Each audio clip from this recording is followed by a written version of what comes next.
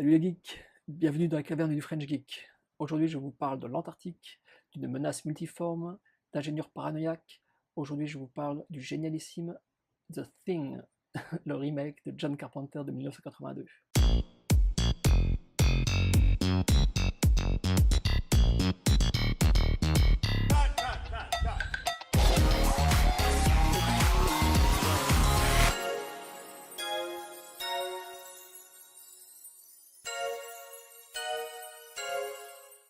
Pour ce premier French Geek sur un film, j'ai choisi mon bébé, mon film préféré, mon film d'horreur préféré, The Thing.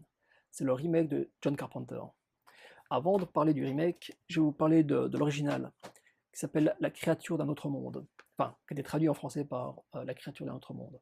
Et en anglais, c'était The Thing from Another Planet. Les deux histoires sont les mêmes, grosso modo. Il y a un groupe d'ingénieurs américains qui sont en Antarctique.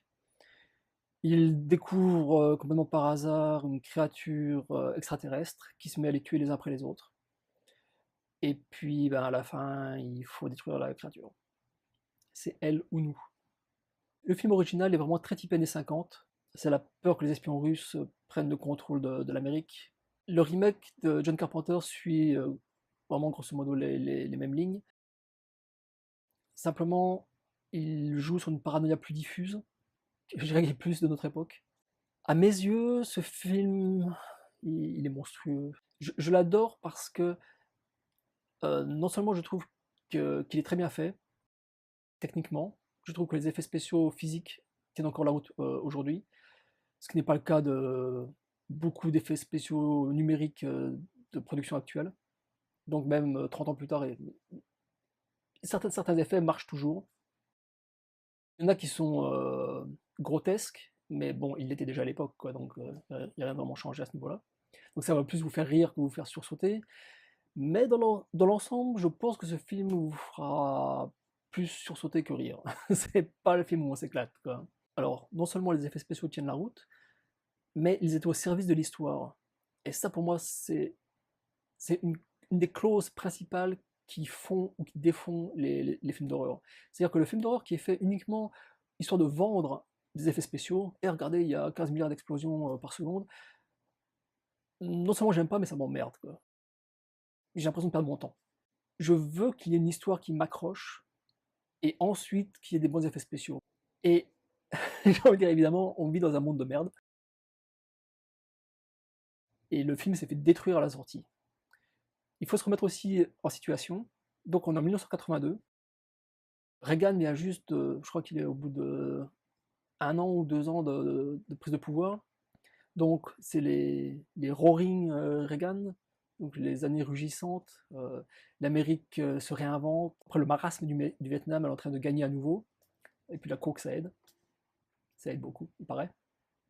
Et donc il y a, alors que tout le monde se la joue Rambo, que l'Amérique qui gagne, et John Carpenter nous sort un film super déprimant où vous soupçonnez votre voisin non seulement de vouloir vous tuer, mais d'être un alien, une créature extraterrestre.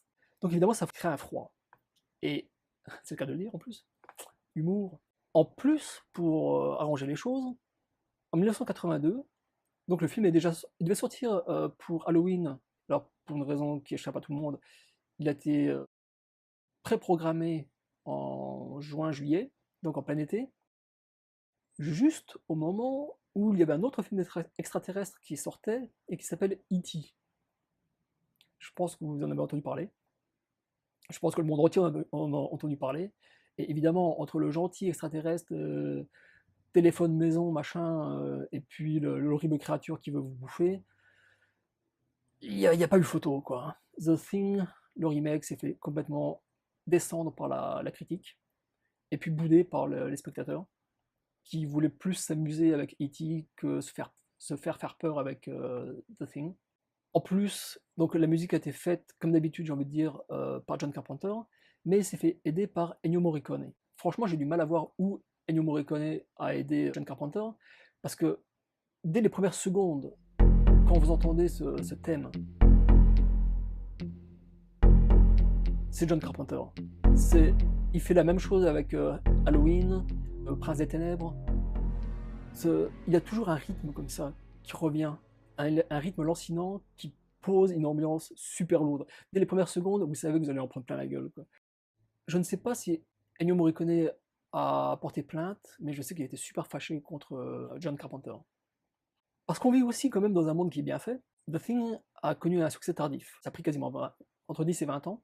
Mais grâce au vidéoclub où vous pouviez louer des cassettes VHS, c'était bien avant Netflix, il s'est créé un groupe de fans pur et dur. Ils ont fait la même chose qu'avec le Rocky Horror Picture Show. Ils ont créé des séances de The Thing, généralement aux alentours de Halloween. Ça a créé un engouement, et maintenant, The Thing est reconnu comme le film d'horreur de John Carpenter.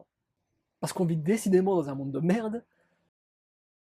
Les studios ont décidé de faire une préquelle en 2011, donc quasiment pour les 30 ans d'anniversaire.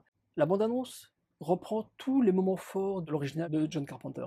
Sauf qu'en plus, ils ont ajouté une fille qui manquait dans le film de Carpenter. Parce que, ah oui, le film de Carpenter est uniquement avec un cast d'acteurs masculins.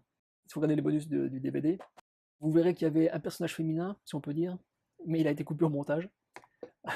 je n'en dirai pas plus. Cette fausse prequel, qui est en fait un vrai remake de John Carpenter, essaie de nous expliquer ce qui s'est passé chez les Suédois. Clin d'œil à ceux qui ont vu le film.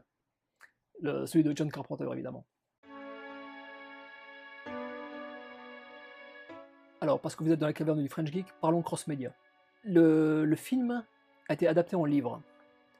Mais en fait, mieux que ça, le script a été adapté en livre. Comme ça se faisait beaucoup à l'époque, une fois que le script était terminé, on l'a envoyé à un auteur qui a fait un roman en se basant sur le script. Lorsqu'on écrit un script, on le tourne plus ou moins en entier. Il y a des trucs qu'on tourne en plus, qui ne font pas partie du script, et qui se retrouvent dans le film.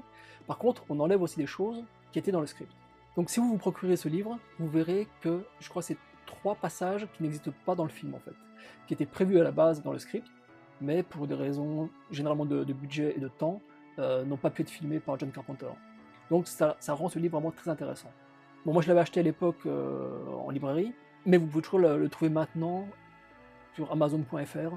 Je crois qu'il coûte 5 euros. Enfin, il est trouvable pour pas cher.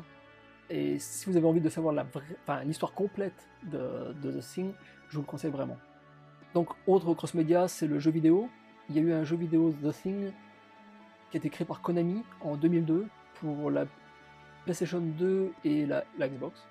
Konami, ce sont les gens qui ont fait Silent Hill pour les fans, donc c'est un gage de qualité. Pourtant, d'après ce que j'ai entendu dire, ce jeu n'est pas génial, il est ok. J'y ai pas joué, donc je peux pas en dire plus. Il paraît qu'il est bien mais sans plus. Il y a des problèmes pour gérer l'inventaire. Il est très difficile, ce qui en rebute certains. Par contre, il est sympa dans le sens où il reprend l'histoire juste à la fin du film de John Carpenter. Il y a une équipe qui est envoyée pour savoir ce qui s'est passé dans le Outpost 31. Donc ils vont découvrir des choses. D'après les commentaires que j'ai pu en lire ici et là, l'histoire au moins du jeu vidéo est vraiment sympa, même si son gameplay n'est peut-être pas au top. Enfin, pour terminer, comics, Dark Horse a créé 3 mini-séries, puis une 4e mini-série qui faisait l'impasse des 3. Oui, c'est très facile. Et non seulement ça, mais en plus, les 3 premières mini-séries réutilisent le nom de l'original. C'est-à-dire que ça s'appelle pas The Thing from John Carpenter, c'est The Thing from Another World. Mais c'est basé quand même sur la suite du film de John Carpenter. Le marketing a ses raisons que la raison ignore. Franchement, vous aimez les films d'horreur, vous aimez vous faire peur, vous aimez les films qui ont une ambiance lourde, moite, poisseuse.